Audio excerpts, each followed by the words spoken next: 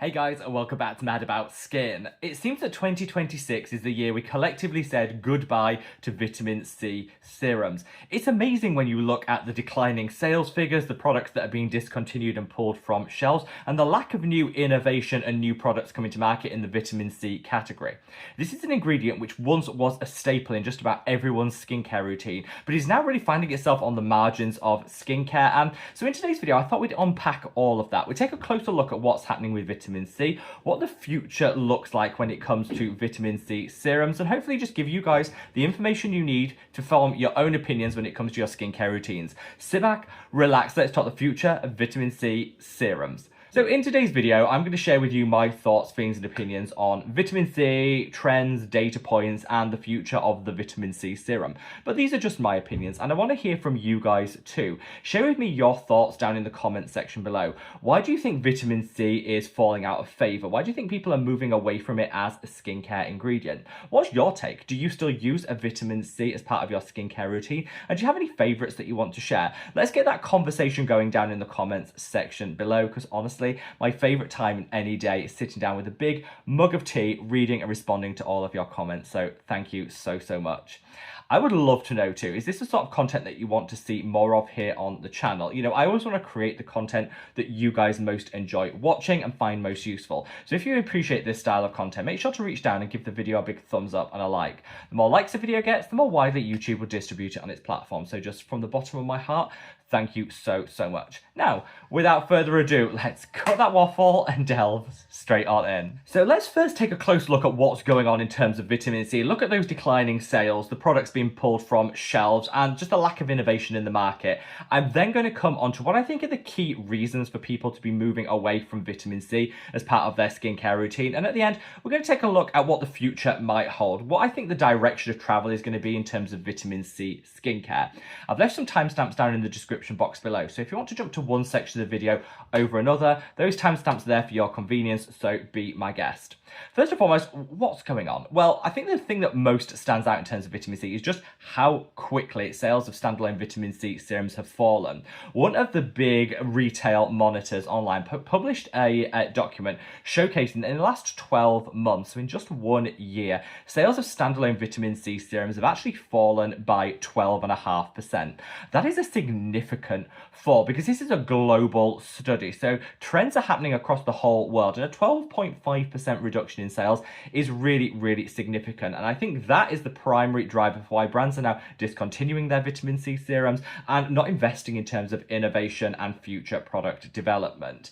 That 12.5% though also masks some of the bigger changes underneath it. The most significant decline in terms of vitamin C sales comes in the premium category. So products that cost $50 plus. That's where there's actually been a 42% decline in sales. That is huge. Literally half of the market disappeared in the period of 12 months. And of course, premium categories where most of the money is made. So again, that's going to really determine what brands do in the future, if those margins, if that profit just isn't there.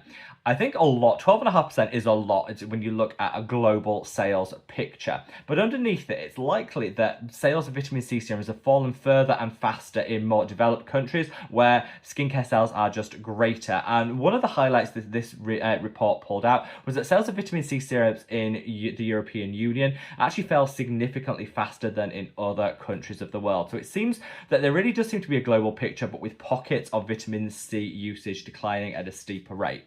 You also look at product development. This is where new vitamin C serums hit the market, something that we used to see a steady stream of. But in 2026, that's pretty much ground to a halt. There have been very few new vitamin C serum launches. And I think that really is being shaped by just the lack of profit margin, the lack of money that is now seen in the vitamin C category. Brands aren't going to want to invest their coin in future-proofing their portfolio when the cash registers just aren't going to be ringing, or there isn't the demand for certain styles of product. I think what most shocked people though is that some of the big globally big name brands have started to discontinue their vitamin C's. So first and foremost, we had the SkinCeuticals CE ferulic. Yes, you heard that right. You heard that right. What was the global best-selling vitamin C just 3 years ago has now been discontinued. I believe the plan is that they're going to bring it back in another form with slightly lower price point potentially, but their marquee product has been discontinued. And whilst they're running stock down, you might still see it on shelves, but this is something that going forward you won't see as a product. This is a product that literally led the entire vitamin C market for the past 10 years.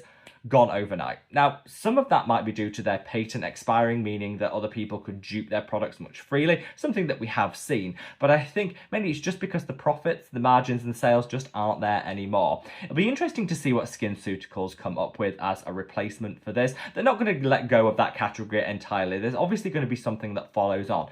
But I think that really did shock the skincare world when they thought, okay, this product was almost untouchable a few years ago and now just isn't going to exist. The same happens with a lot of the established brands that come in that affordable category. Look at The Ordinary. They've really slimmed down their vitamin C offering. From at one point they had 12 different vitamin C serums. They now have 4. That is a significant reduction in terms of overall portfolio and something that's been mirrored across most of the big brands and categories. Without the availability on the shelves, that's just going to further force this decline in sales. I think what started as a consumer-driven thing with people just moving away from vitamin C's is going to be turbocharged with brands saying, okay, well, we're removing our products. The availability go down and the sales fall further. This is really going to become almost like a cycle of decline in the vitamin C category. And to be honest, I can't see that decline stopping anytime soon. So let's take a closer look at what's actually driving this. What's driving the consumer behavior? Why are people stopping using vitamin C? So first and foremost, it's just really difficult to use. Vitamin C in its pure form, ascorbic acid, is really tricky to layer and pair alongside other actives. That wasn't really a problem, say, 5 years ago, where most people just had a cleanser and a moisturizer in their skincare routine, and that was it. Things have grown and evolved over the past 5 or 6 years, and now in 2026, it's fairly standard for people to have 4, 5, 6 plus steps in their skincare routine. Those steps will contain actives which often won't pair with vitamin C. So people are looking to expand their skincare routine to target multiple different issues that they might have to get maximum benefits. And vitamin C is often the sticking point. They don't know where to put it, what they can use it alongside. And most people, I think, in 2026 have just decided that they wanted to prioritize their other actives over vitamin C that couldn't be used alongside it. So people are using retinoids, they're using exfoliating acids, they're using peptides, they're using growth factors. All of these ingredients are fantastic and delivering great benefits, but you can't use them with vitamin C. So people have just decided, actually, let's ditch the vitamin C so we can keep the other good stuff going in our skincare routine. Vitamin C has been around for a long time and it was an established part of our skincare routine. But now people are looking to incorporate other things. Vitamin C seems to be the first ingredient that goes when it's just really difficult to layer and pair. I think another issue driving a lot of this behavior is overpromising and under-delivering by the big skincare brands when it comes to their vitamin C serums. This is also something that I know a lot of content creators and influencers are also guilty of. People were already selling vitamin C as a cure-all. No matter what your skin issue, vitamin C would fix it. And in truth, vitamin C is one of those jack of all trades but master of none. It's good at doing a lot of things, but it doesn't do any of them that well. So if you're looking to increase radiance and luminosity, vitamin C will help, but there are other ingredients that are better at doing that. If you're looking to fade hyperpigmentation, vitamin C will help, but there are better actives that you could reach for quicker and more advanced results. Vitamin C is good at doing a lot of things, but it's not really the best at doing anything at all. And so people really have started to turn their backs on it, thinking, well, I'd rather prioritize those other actives that really are advanced when it comes to my individual skin concern, rather than just having a vitamin C serum that tries to be a catch-all. Again, over-promising, I've seen brands singing the praise of their vitamin C serums as being game changers for everything, has just led to people being underwhelmed, disappointed, and they're often blaming the vitamin C rather than the unrealistic expectations that brands and content creators set before they started to use it. I think that's a shame because obviously that's not the fault of vitamin C, but when you are an ingredient that does an awful lot but doesn't do an awful lot well, that's really when I think people start to be a bit underwhelmed by the performance and start ditching it from their skincare routine. And then last but by no means least, poor quality. This is definitely the brand's fault. You know, vitamin C is inherently unstable. You can get around that by using other actives alongside it to help stabilize things, by using better packaging, by using different forms of vitamin C's, but brands didn't want to do that. That was too much money, too much effort. So they kept churning out the same ascorbic acid serums in suboptimal packaging, and people got it home, it was already oxidized. It was turning that yellowy, brownish hue, meaning it just wasn't going to work at peak performance. This poor quality just led people to think, okay, what's the point? What's the point of me spending my hard-earned coin on a vitamin C, which when I open it is already a bit yellowy, brown in coloration, and oxidizes really, really quickly? So I think one of the biggest misses in this category was SkinCeuticals themselves. You know, a lot of the time their CE ferulic already arrived oxidized. Now the brand came out and said, don't worry about it, it'll still work, it's not dangerous for the skin, it'll still work, but it won't work as well as people want it to. And if you're spending £120 on a vitamin C serum, you better believe that's fresh, free from oxidation the second it lands on your doorstep. The same happened with other brands. If I'm looking at the likes of La Roche-Posay, their vitamin C also had the same issue. They actually added a colorant to theirs to disguise the fact it was oxidized, rather than just working to overcome the issue in the first place.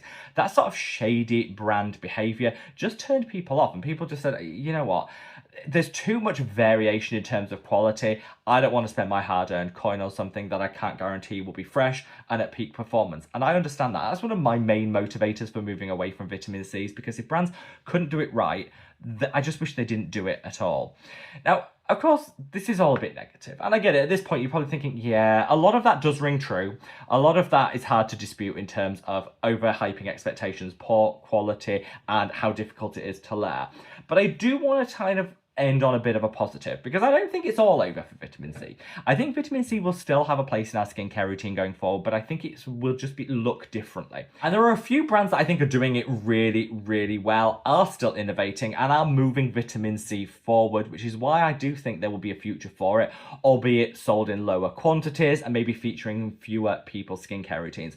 So first and foremost, let's talk about those brands using ethylated ascorbic acid. So vitamin C comes in many forms. Ethylated ascorbic acid is one form, which is actually ascorbic acid, pure vitamin C, with an alcohol molecule stuck to it. That actually stabilizes it, meaning it won't come oxidized, meaning you get a longer shelf life. And studies show that ethylated ascorbic acid is just as effective as traditional ascorbic acid. When it gets into the skin, the alcohol molecule breaks off and the vitamin C can get to work. I know that's crazy simplified in terms of a description, but in essence, that's how ethylated ascorbic acid works. And I think this is the future of vitamin C in its pure form. Stabilized, longer shelf life, less oxidation, but still as potent. And one of the best brands that are really leading the way with this ethylated ascorbic acid charge is Remedy. This is their new Remedy Vitamin C Complex. This uses ethylated ascorbic acid alongside a plethora of other brightening ingredients to really just double down on the benefits of vitamin C. Rather than just relying on vitamin C to do it all, it uses a stabilized form alongside other great actives to just boost the performance.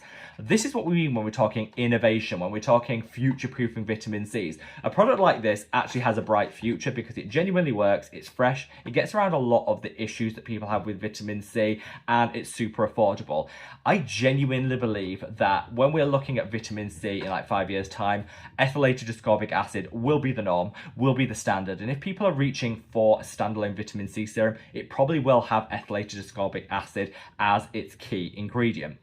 There's also, though, other ways that people are engaging with vitamin C. They might not have standalone vitamin C serums like they used to, but they still want a touch of it in their skincare routine. And brands are now using vitamin C as a complementary active in their formulas rather than having as the standalone. This is actually something I did when it came to my own skincare brand. This is the Mad About Skin Multi-Active Super Serum. So this is designed to be like a skincare routine in one. You've got your peptides, you've got your antioxidants, you've got your brightening agents, you've got azelaic acid to calm, soothe, and even out the skin tone. And you've got vitamin C. Vitamin C in this is a 5% concentration that's there to just enhance the performance of the other actives, give a little brightness, a little radiance and luminosity, and to harness the power of vitamin C without it having to be the standout ingredient. As I said, vitamin C is good at a lot of things, but it's not the master of any one particular. And so having it as a complementary active alongside others, I think is the way forward. You're seeing a lot of brands doing this. You know, one of my other favorites, this is the PSA Skin Light Up Mask. Again, vitamin C is front and center with this formula, but it has so many other amazing actives that it complements, that it supplements to really give the very best results. This is like a once or twice a week mask. This is a daily treatment. Whichever way you want to engage with vitamin C, it's still going to be part of our skincare routines in this multi-active formula, but it doesn't rely just on a standalone vitamin C to deliver the benefits. For me, how I choose to use vitamin C now is part of a more comprehensive formula. These two are in my skincare routine on rotation because they genuinely work. I'm not missing out on my vitamin C fix, but I'm not having to worry about the layering, the pairing, the short shelf life, and all of that comes with having a standalone vitamin C serum. These work far better than any standalone vitamin C that I've used, and I think that multi-active approach, having vitamin C as part of a more comprehensive formula, is where the future is going to lie. They're also super inexpensive. As with the Remedy one, I'm going to link all of these down in the description box below. They're super inexpensive, budget-friendly options that, you know, I think really are going to deliver in a way that a standalone vitamin C just never did. And then last but by no means least, I still think there are going to be brands that offer choice. When I say choice, they're going to have maybe an ethylated ascorbic acid, they're going to have a pure form of ascorbic acid, they're going to have a vitamin C derivative as part of their collection so that people can choose. This generally will be the more advanced skincare brands, but one that does it really well is Medik8. So Medik8 have a whole range of vitamin C options. My favorite is their C Tetra Advanced, which actually uses a vitamin C derivative alongside other brightening agents. This is fantastic. But they still have their pure form, vitamin C and ascorbic acid form, and they have other derivatives to choose from. Medik8 honestly are leading the way when it comes to vitamin C innovation, and I'm going to leave a link to like their vitamin C landing page on their website, which I would definitely recommend you check out because they have so much choice, from creams to serums to masks, different forms, different versions. There's something there for everyone. Yes, you have to know your stuff when it comes to vitamin C. You have to know what you're looking for, but you have a lot of choice. And I think there will still be people that prioritize vitamin C above everything else, and they want that choice. And honestly, if you're that person, Medik8 really is delivering it. My favorite is their C Tetra Advanced, but all of their vitamin Cs are so well formulated, so well thought through. And I think brands like Medik8 will still be delivering standalone vitamin C serums in 5 years' time. There might be a more niche segment of the market, but there'll always be that demand. And it's nice to see really well formulated options coming from brands like Medik8 if you're still looking for a standalone vitamin C serum. And there, in a nutshell, is what I think the future of vitamin C holds. Do I think vitamin C will be eliminated from our skincare routines? No, it won't. It will just look different. It'll be part of a more multi-active formula. It might be in a different format, being ethylated ascorbic acid rather than pure ascorbic acid. Things are going to change, but honestly, I think change in this instance is a good thing. I was so bored and tired of having to race through vitamin C serums before they oxidized. Having the poor quality options hit my doorstep already oxidized in some instances. That was never an enjoyable or customer forward approach, and so it's really nice that we have options on the market now. Let me know your thoughts. What do you think the future of vitamin C is going to hold? Do you still use it as part of your skincare routine? Let me know down in the comments, and wherever you are in the world, guys, stay safe, stay well, and love your skin. Take care. Bye.